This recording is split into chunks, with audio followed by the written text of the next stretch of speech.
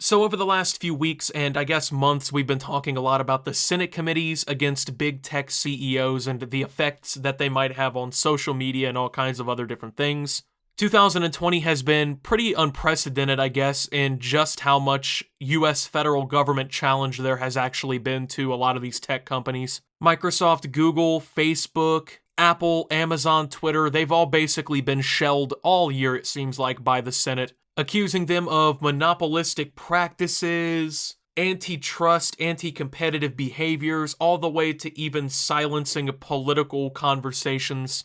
There's been a lot of pressure put on these companies by the federal government, and honestly, the reason that it's unprecedented is because it seems like it's very rare that the US government gets involved in something like this. For instance, the last major case against a technology company that the government actually really took was when Microsoft was investigated for antitrust practices back in the 1990s. So for decades now, pretty much, these companies have gotten off pretty much scot-free and allowed to be doing whatever they really want.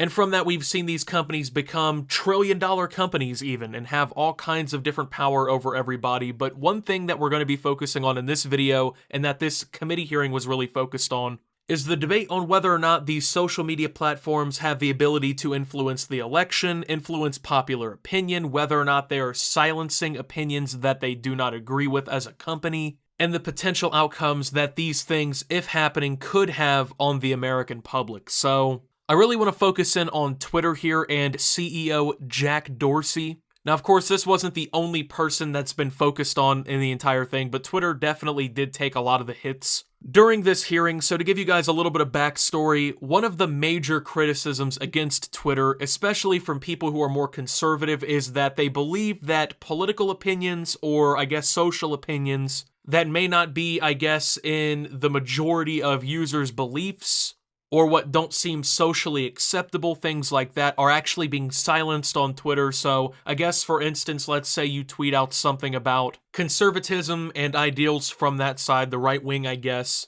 There's kind of like this conspiracy / a lot of conversation around the idea that maybe Twitter is somehow shadow banning users for coming out with these opinions, or somehow taking what they're saying out of the algorithm that kind of fuels the whole website.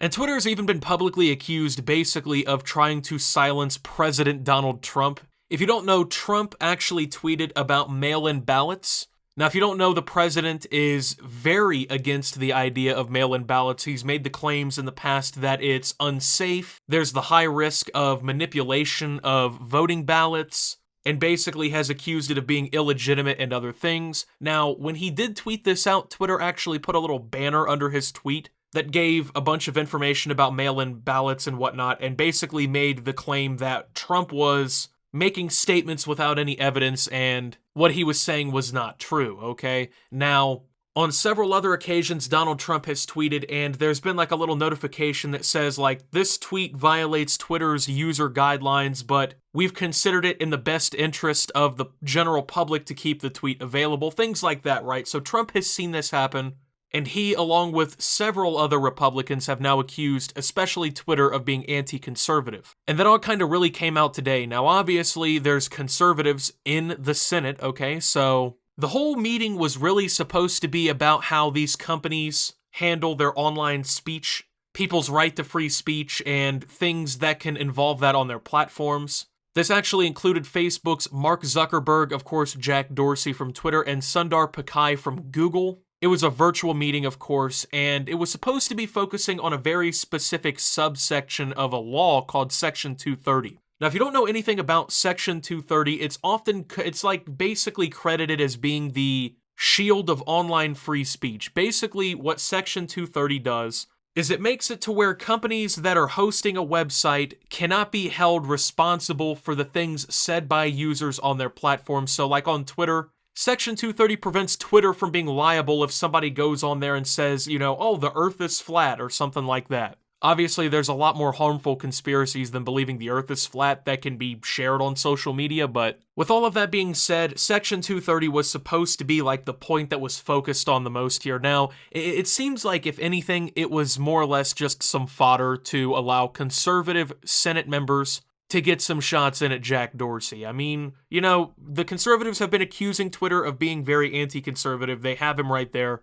Now, several members of the Senate actually ended up talking to Jack Dorsey about a very recent controversial decision made by Twitter, which was actually later reversed, funny enough. Now, if you don't know, there was a New York Post story about Hunter Biden, and this story basically, it had all of the, like, political news headlines that you'd really want, right? I mean, it's right before the election, this big story comes out about Hunter Biden, very clearly paints them in a negative light, them being the Biden family. It's supposed to make them look terrible. I'm going to be honest with you, I can't confirm the legitimacy of this New York Post article. I'm not going to sit here and pretend that it's truth or if it's fake, because at the end of the day, I really don't know. I mean, if you want to read it and make the conclusion for yourself, you're totally fine to do that, I guess, but it was a very controversial story.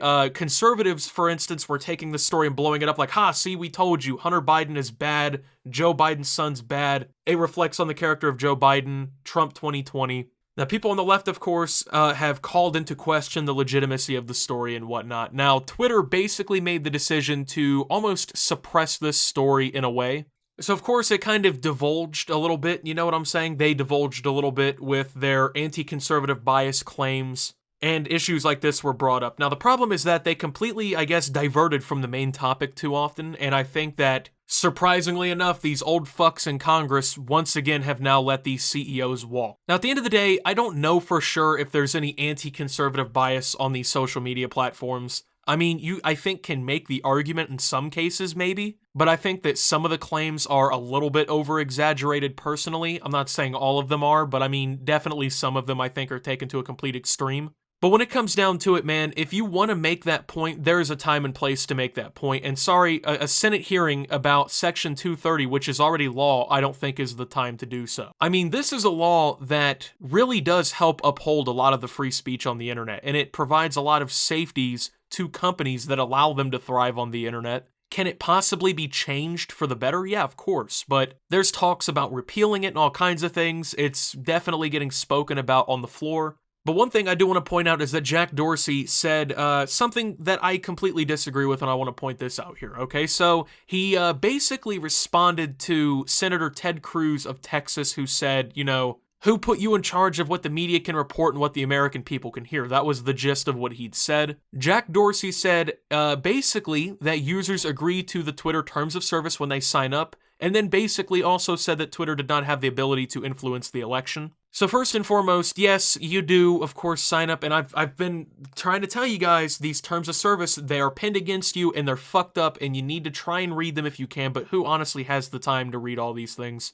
Yeah, you sign up for the terms of service, but that doesn't make it morally correct, okay? It doesn't make the decisions that a lot of these companies make morally correct. Not even just about possible censorship. About all kinds of different things, man. It's not right that you're basically holding people's usage of the site over their head. You know they're not going to read this shit. And then when you're shoveling the shit down their throat, you go, oh, well, you signed up for the terms of service here. Sorry. And I mean, come on, man. Twitter doesn't have the ability to influence any elections. Are you serious? So Facebook widely has been considered able to influence elections. I mean, tens of millions of Americans were sent political ads and all kinds of things through the Cambridge Analytica scandal. They've been making the claims that Russian bots have been on Facebook trying to influence people's ideas here in the United States since before the 2016 election. But you're supposed to tell me that Twitter doesn't have the ability to influence elections? I mean, posts can get hundreds of thousands of likes and retweets, and when you count up the impressions, aka the amount of times that those tweets or stories are seen on Twitter, they can easily hit the tens of millions. I mean, come on. To pretend as if people having the ability to see something on such a mass scale doesn't have the ability to influence an election is fucking ridiculous. I mean, at the end of the day, yeah, maybe Twitter isn't directly involved in all this, but I mean, is it possible that maybe some employees at the company have biases that are being, I guess, acted out? There's a lot of fair questions on both sides, and I think that this really was just yet another shit show showing from the committee, where they actually get big tech CEOs there, right? They can actually make an example out of them, right? Because these guys are kind of fucking scumbags, you know what I'm saying? Like, they do a lot of very shady things, they do a lot of very shady shit, just literally to get richer and to have more control over your lives. And, you know, the government finally gets them in a public place where they can actually tear them a new one, and then we get shit like this. And this is the problem on why people don't trust them to do shit, because it's like, you're very clearly showing us that we should not believe you have the ability to do anything here. Why should we? But Twitter is on the hot seat here. It seems like there is finally being some questions raised by the government here in this hearing about this whole thing. At the end of the day, I think Section 230 is going to end up getting changed. It seems like there's some pretty good bipartisan, aka both sides, agreement on this needing changed. Both sides can't agree on how or why, which is very typical in the United States because our government's about as functional as a fucking broken faucet, so... You know, water falls out, but man, it only goes everywhere. It's bullshit, dude. The government here sucks, and I can't believe that they've given themselves so many opportunities to fuck this up and successfully done it, you know? So with that being said, thank you guys for watching. If you did enjoy, make sure to leave a like, subscribe if you're brand new around here on the channel, follow me over on Twitter and Twitch at SubToOptimus, make sure to check out Shop Opti down below. Thank you to my channel members, your support helps my channel tremendously, and until my next video, guys, this is Optimus, well, kind of watching how this plays out, and signing out.